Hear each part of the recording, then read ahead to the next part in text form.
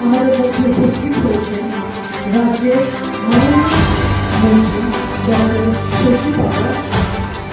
পশ্চিমবঙ্গ সরকার আমাদের মধ্যে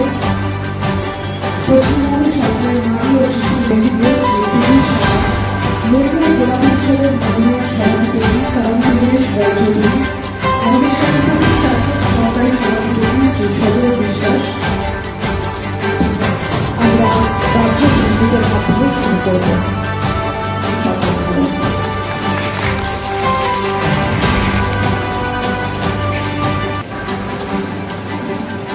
এরপর আমরা বরণ করে নেব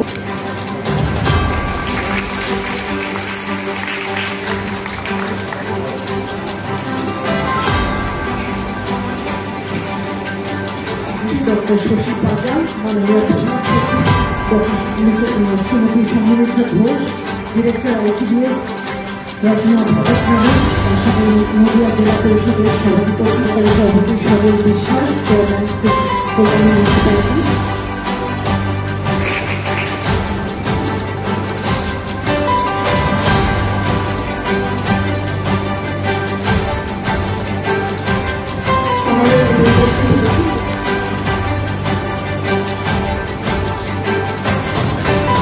জেলার মাননীয় জেলা শাসককে এবং এই জেলার মাননীয় সভাধিপতি 1050 অঙ্গনওয়াড়ি কেন্দ্রে আজকে পরিবেশ বান্ধব এই পুরো গ্যাসের রান্না করার জন্যে, আমাদের ছেলে মেয়েদের জন্য রান্না করার জন্য যে এই ব্যবস্থা পুরোপুরি সম্পূর্ণ, এই 1050টি সেন্টার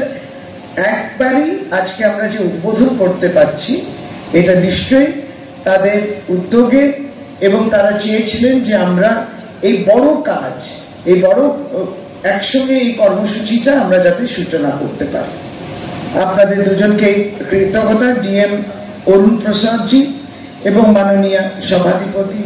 তারন্নুম সুলতানা মীর। আমরা এই প্রয়াসটা আপনারা জানবেন প্রায় 2022 যখন আমরা প্রায় কোভিডের বিষয়টা কাটিয়ে তুলি, তখন এই আলোচনাটা আরম্ভ হয়। 22, 23, 24 একটা সময় লাগে এই পুরো পরিকল্পনাটা করতে, কারণ 1,16,000 প্লাস সেন্টার, সেখানে প্রত্যেকটি জেলাতে যখন আমাদের চিহ্নিত করতে হয় যে কোন কোন সেন্টারে দেয়া যেতে পারে, কোথায় কোথায়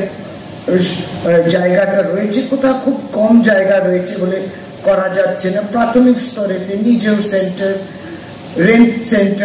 রেন্টাল সেন্টার, সমস্তটা অনেকগুলো মূল্যায়ন